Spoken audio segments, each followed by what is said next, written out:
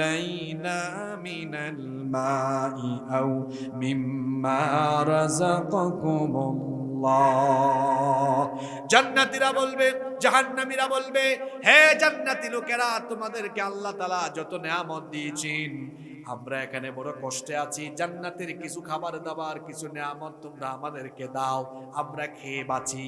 জান্নাতীরা তখন জাহান্নামীদেরকে জবাব দিবে, ক্বালু ইন্নাল্লাহা হাররামাহুমা আলাল কাফিরিন।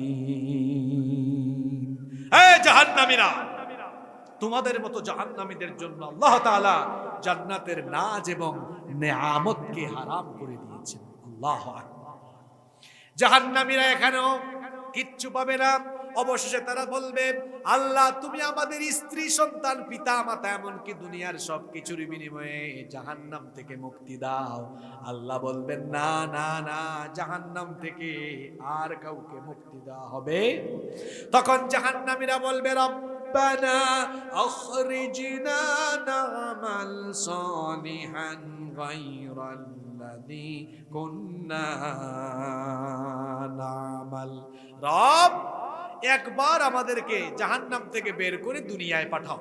এখন যদি দুনিয়ায় যাই আর আমরা আগের মতো গুনাহ করব, আল্লাহ কি আবার পাঠাবেন নাকি? জোরে বলেন, পাঠাবেন? আল্লাহ বলবেন, আওয়ালাম নুআম্মিরকুম, আওয়ালাম নুআম্মিরকুম, আওয়ালাম নুআম্মিরকুম, আমি কি তোমাকে হায়াত দেইনি, আমি কি তোমাকে জীবন দেইনি? মা ইয়াতাযাক্কারা ফীহি মান তাযাক্কার ওয়া জাআকুমুন নাযীর। তুমি তো ভালো হতে চাইলে তখনই ভালো হতে পারতে, সতর্ককারী এসেছিল, তোমাকে বুঝিয়েছিল। এই যে মাহফিল হলো 1-1.5 ঘন্টা, জাহান্নামের তো আয়াত তোমাকে শুনিয়ে বুঝালো, জাহান্নামে যাওয়ার জন্য জাহান্নামী আমল করিও না, কাজ করিও না, এত কিছু বুঝালো। তখন তো হায়াত ছিল, সুযোগ ছিল, এত বছর সময় পাইলা, তখন তো ভালো হলা না।